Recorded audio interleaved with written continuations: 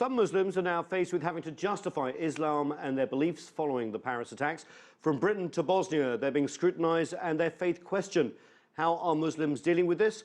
The origins of Islam, immigration and identity are part of a documentary and companion book called The Journey into Europe by Akbar Ahmed.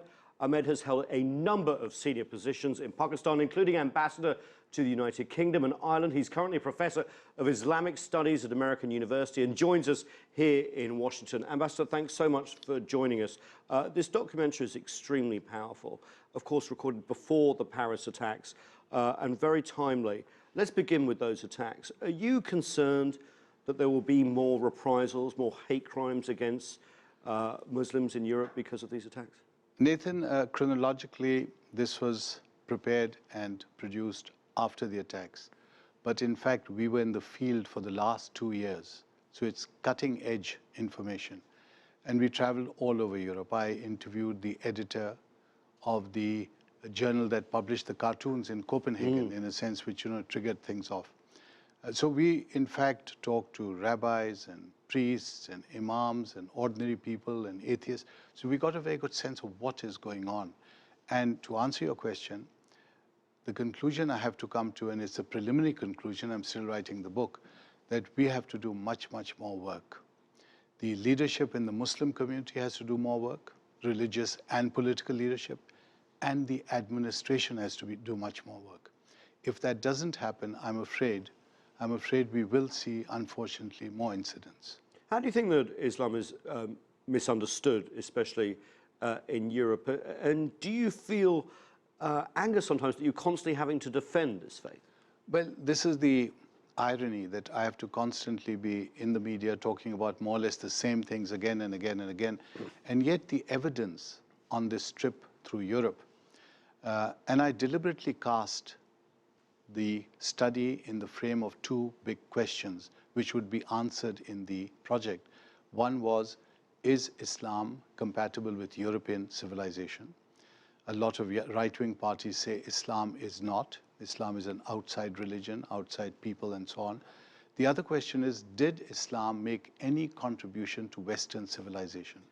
Both these questions are abundantly answered in the documentary and will be answered in the book on the basis of the interviews that we conducted. Interviews, again, I repeat, Muslims and non-Muslim Europeans. One thing that struck me about the whole documentary, and I'm sure it'll be in the companion work, which is due out in 2016 too, is the amount of people you spoke to, real people.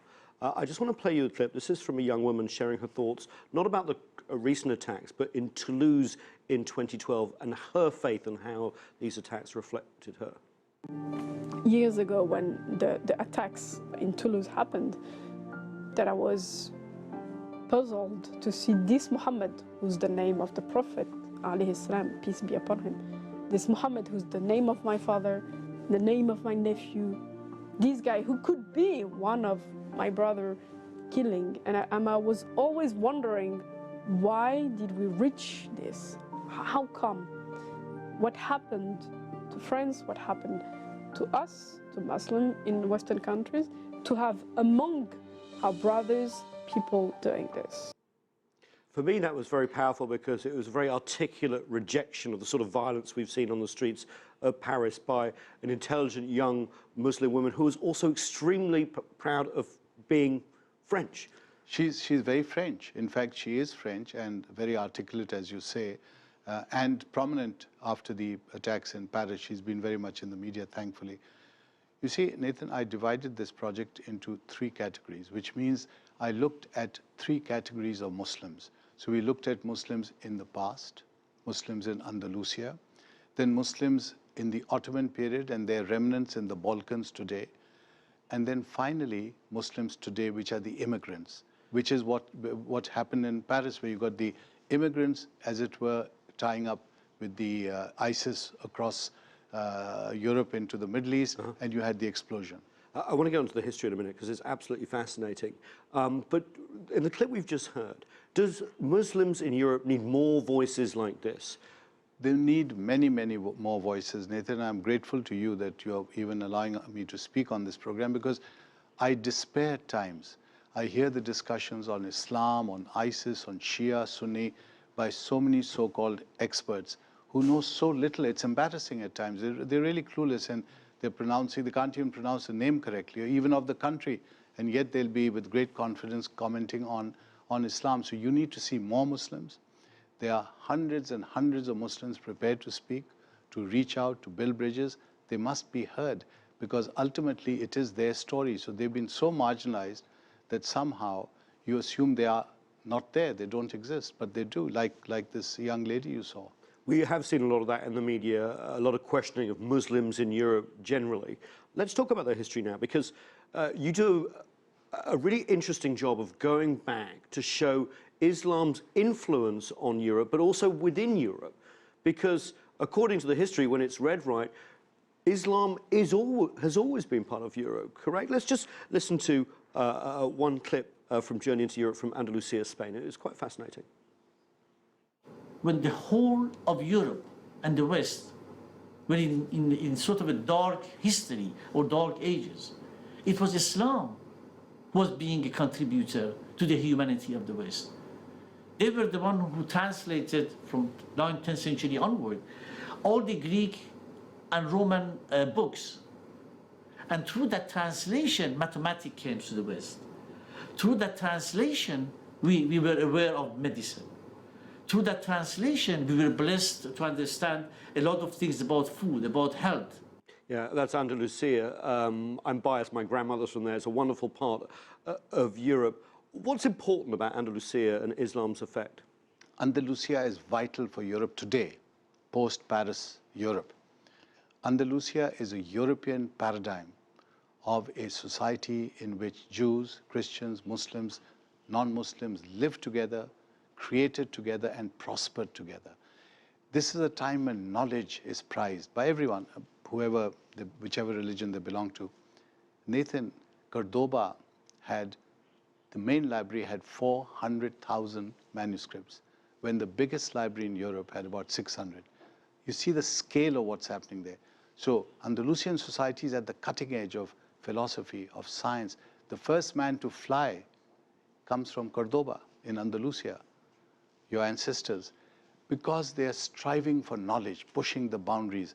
So Europe needs to understand that when they talk about how do we get on with each other, there is a European example. The problem is that history starts in Europe, and certainly in Spain, until recently in 1492, when Muslims were banished with the Jews. So there is no history of that past. I'm so glad you said that, because 1492 is when the Moors were kicked out of Granada.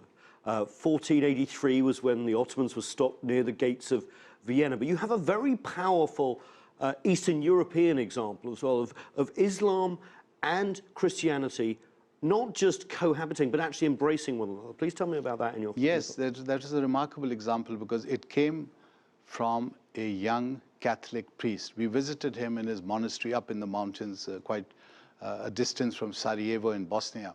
But we sought him out. And he was a charming young man who took us around the monastery with great pride. And with a great flourish, he took us to the Pièce de Résistance in the museum, which was a glass case with the robe of the Ottoman Sultan. And the Ottoman Sultan had given that robe to the priest then of the monastery and put it round the shoulders of the priest and said, "This is symbolic of the protection I will give you. Freedom of religion guaranteed by the ruler of the Ottoman Empire." And the Christian priest was so moved, he took his cassock and he had those two little pieces of strings sticking out, and he tied them up and he said, "This is Christianity, this is Islam," as he tied them. Very powerful. Very powerful. Forward wind 900 years in the same area of Europe, we saw the breakup of Yugoslavia. And we saw the massacres of young Muslims in Srebrenica. I just want to play one clip from Journey into Europe about a man who lost his family. I fled from Srebrenica with my twin brother and my father. Along with more than 10,000 of men and boys, we started to move, to walk in a column, one by one, marching from Srebrenica through the woods to Tuzla. We were literally afraid to come down here to Dutch base, because we knew that Dutch battalion would hand us over to Serb army. As we kept walking, when they opened fire to this to this column, I lost the sight of my twin brother and my father, and I had never seen them in my life. So much loss in Srebrenica. We just talked about 900 years before, where Christians and Muslims lived side by side. What went wrong, and what are the lessons of Srebrenica modern day? Well, Bosnia, again, where that scene was shot, has much to teach us. I was very moved, like my team. I had 2 women, 2 men in the team, and as you can imagine, everyone, even the men, had tears in their eyes when they were listening to these horror stories from Bosnia. But what was inspiring, Nathan, was that the Bosnians had absorbed this compassionate, merciful Islam. So even now, they were not talking of revenge. They were talking of the need to reach out, knowing that they had survived a genocide and mass rape and gang rape. Even now, they were talking of reaching out and compassion. I was very impressed. So here in Europe, you have a European Islam. These are blue-eyed, blonde Europeans. They've been there literally centuries and centuries. They're not immigrants. And yet, they're Muslim and very proud of being both European and Muslim. What lessons does that horrible massacre and what Bosnia is today hold for post-Paris attacks, do you think? I think there's a very important lesson that we have to transcend our emotions, our human emotions, the pain. We all feel that pain. We have to act with resolution, but also with compassion. Never lose sight of our humanity. Bosnia gave me that example. I talked to so many Bosnians who had lost members of their family, and yet they were reaching out because they, above all, wanted to recognize the humanity of the other and therefore have their own humanity recognized. Very powerful in a world where there's so much conflict. Before we go to break, do you think history could repeat itself, Bosnia, in other parts of Europe? I'm sorry to say, Nathan, I feel that the answer must be in the positive, that it can, because there's enough ignorance and hatred. And again, we saw this on the journey. For me to say, in a situation with economic crises, with the refugees pouring into Europe, so much misunderstanding around Islam, it could happen.